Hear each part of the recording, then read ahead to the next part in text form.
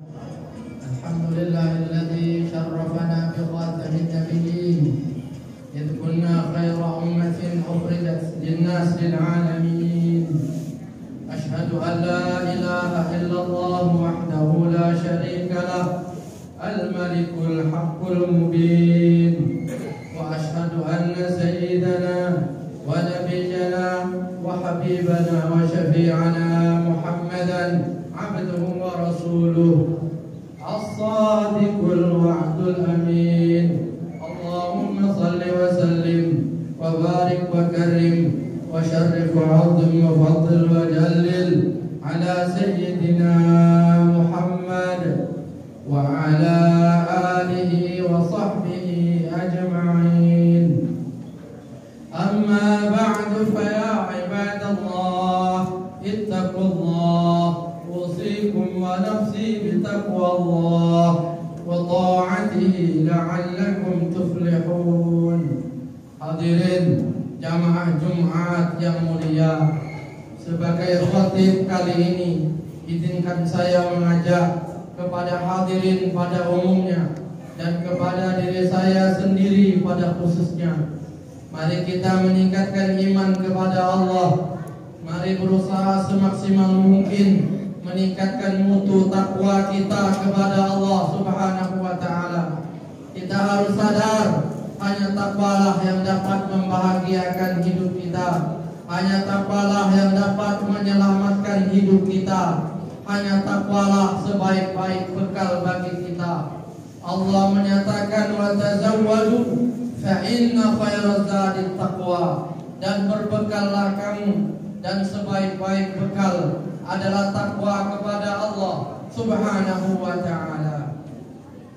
Ma'asyiral hadirin jamaah Jumat yang mulia, khutbah kita kali ini kita hanya akan membahas satu hadis dari baginda Rasulullah sallallahu alaihi wasallam.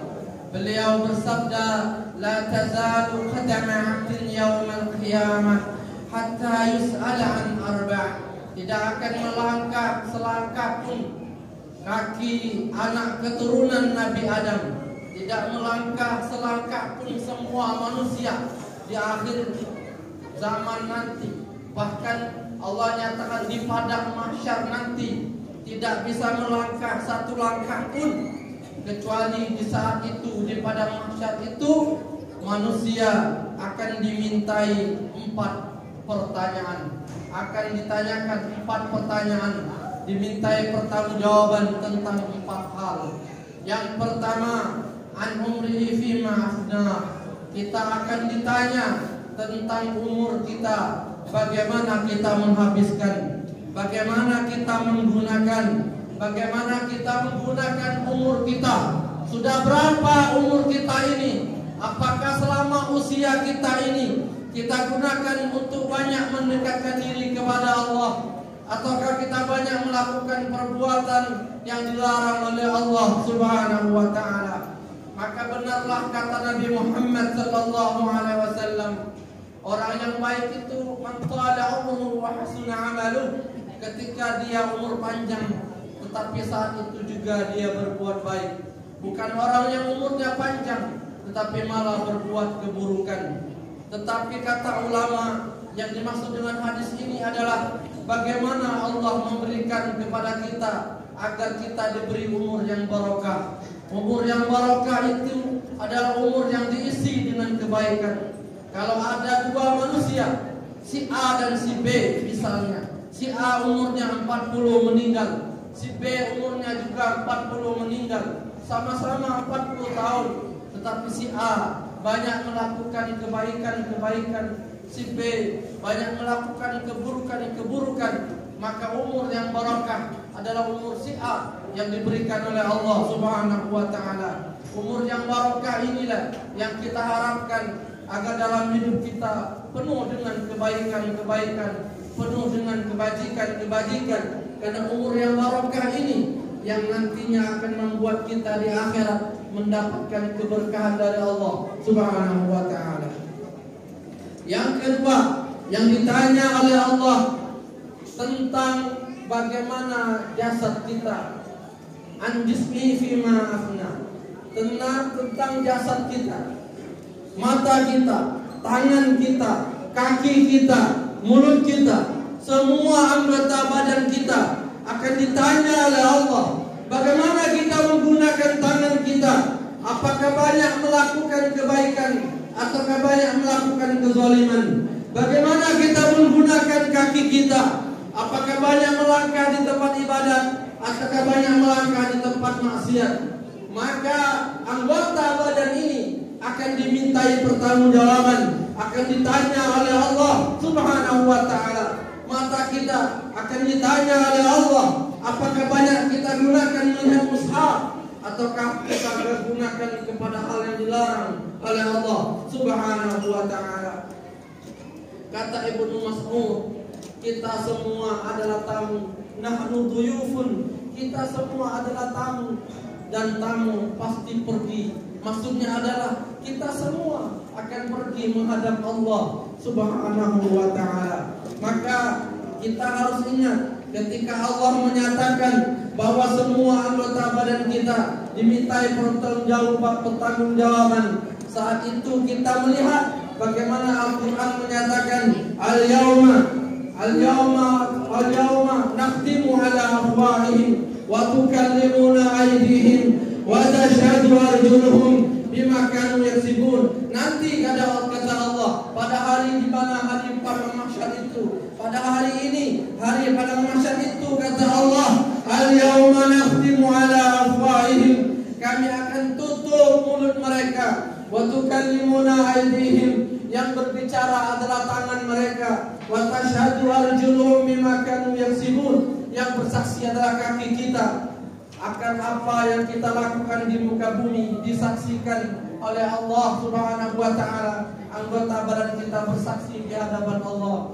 Kenapa mulut ditutup oleh Allah? Karena mulut yang banyak alasan ini ditutup oleh Allah. Mulut yang banyak sekali berdusta ditutup oleh Allah. Mulut yang banyak sekali alasan tidak beribadah kepada Allah ditutup oleh Allah. Mulut yang banyak sekali argumentasinya untuk memenangkan dirinya, untuk kepentingan dirinya, ditutup oleh Allah. Yang berbicara adalah anggota badan kita, tangan kita, kaki kita, tentang apa yang kita lakukan semasa hidup di dunia.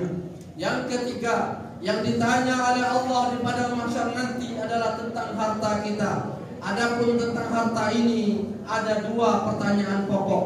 Pertanyaan yang pertama, min aina anfaqau, ila aina anfaqau, dari mana dapatnya? Min aina, dari mana dapatnya? Kemudian ila aina anfaqau. Pertanyaan pertama, dari mana dapatnya? Dari mana sumbernya? Bagaimana cara mendapatkannya? Kemudian pertanyaan yang kedua, bagaimana menggunakannya? Bagaimana menghabiskannya? Pertanyaan pertama, pertanyaan pokok, dari mana cara kita mendapatkan harta sebanyak itu? Dari mana harta benda yang banyak itu kita mendapatkannya? Bagaimana cara kita mendapatkan harta sebanyak itu?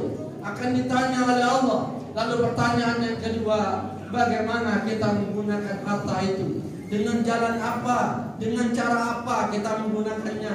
Dengan jalan apa kita menghabiskannya? Maka ditanya oleh Allah Subhanahu wa taala. Kata Ibnu Mas'ud, harta benda kita adalah barang titipan, dan barang titipan pasti akan dikembalikan. Kita akan ditanya oleh Allah. Kalau seandainya di dunia saja, jika KPK dia menanya, memberikan pertanyaan kepada orang-orang yang diduga korupsi, kalau KPK saja dia melakukan pertanyaan sebanyak 40 pertanyaan, 30 pertanyaan, bahkan sampai berjam-jam memberikan pertanyaan kepada orang yang disangka korupsi, maka bagaimana pertanyaan Allah di akhirat nanti? Kalau sesama manusia saja kita bisa bertanya sampai 40 pertanyaan tentang harta yang didapatkan, bagaimana cara mendapatkannya, maka bagaimana nanti di mahkamah Allah? Bagaimana nanti kalau Allah yang bertanya? Bagaimana nanti kalau di akhirat? Maka tentu lebih dahsyat lagi. Kalau dua hal ini, pertanyaan pokok ini, dari mana kita mendapatkan dan bagaimana kita menghabiskan, maka sangat banyak pertanyaan yang diberikan oleh Allah Subhanahu wa taala. Lalu yang keempat, yang terakhir, kita akan ditanya oleh Allah Subhanahu wa taala an ilmin bima fa'ala bih, tentang ilmu kita, bagaimana kita mengamalkannya. Kita sudah tahu ini halal, ini haram. Apakah kita melaksanakan perbuatan yang haram? Kita tahu ini halal, ini haram. Apakah kita melaksanakan yang halal? Kita sudah tahu ini hukumnya. Kita sudah tahu ini yang sudah dijelaskan oleh para ulama kita. Kita sudah tahu ini yang baik, ini yang buruk. Kita sudah tahu. Lalu bagaimana kita mengamalkannya? Ini kita sudah diberikan penjelasan oleh para ulama kita. Lalu tinggal bagaimana kita mengamalkannya. Kalau kita masih bertanya, ya Allah, di akhirat nanti kita bergerak, kita berkesit, lalu kita beralasan, ya Allah, kami tidak tahu tentang hal ini, ya Allah. Maka Allah akan bertanya, bukankah sudah ada Rasul yang kami utus? Bukankah para ulama pewaris Nabi? Bukankah masih banyak orang-orang yang baik yang berfatwa dengan yang baik? Bukankah masih banyak orang yang berilmu? Kenapa engkau tidak bertanya dan lain sebagainya? Apabila kita mengatakan tidak tahu, maka kita akan dijawab dengan hal yang seperti itu. Lalu kita akan ditanya, ketika kamu sudah tahu, lalu bagaimana engkau melaksanakan pengetahuan itu? 4 hal ini nanti akan ditanya oleh Allah Subhanahu wa Ta'ala.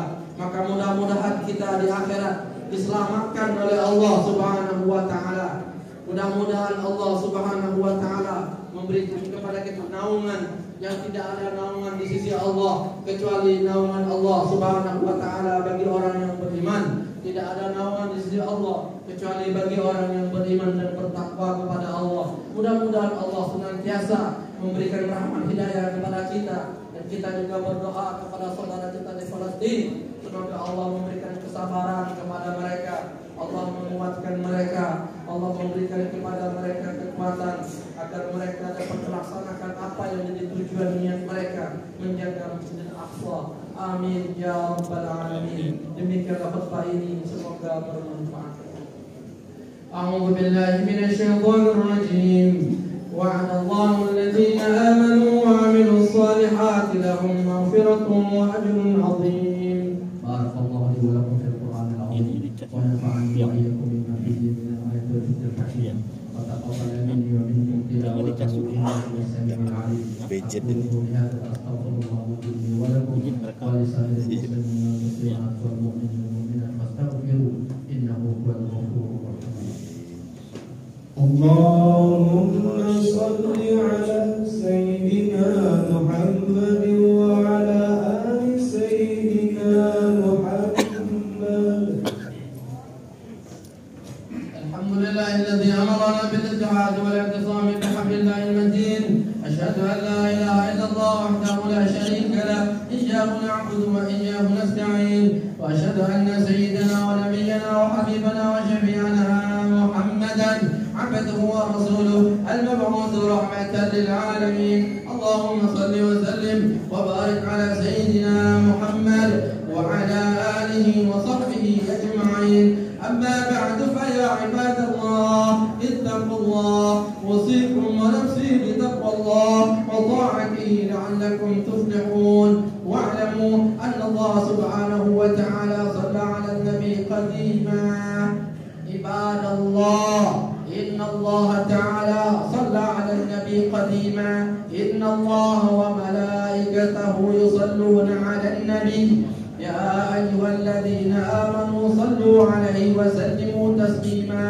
اللهم صل وسلم على سيدنا محمد سيد المرسلين وعلى آله وأصحابه وقرابته وأزواجه وذريته أجمعين. ورضي اللهم على 4 الخلفاء الراشدين سيدنا أبي بكر وعمر وعثمان وعلي وعلى بقية الصحابة أجمعين وتابع التابعين ومن تابعهم بإحسان إلى يوم الدين، وعلينا معهم برحمتك يا أرحم الراحمين. اللهم اغفر للمسلمين والمسلمات والمؤمنين والمؤمنات الأحياء منهم والأموات، إنك سميع قريب مجيب الدعوات يا قاضي الحاجات. ربنا افتح بيننا وبين قومنا بالحق وأنت خير الفاتحين. اللهم انصر إخواننا المسلمين في فلسطين. اللهم انصر إخواننا الذين يجاهدون في سبيلك في فلسطين. اللهم أهلك الكفرة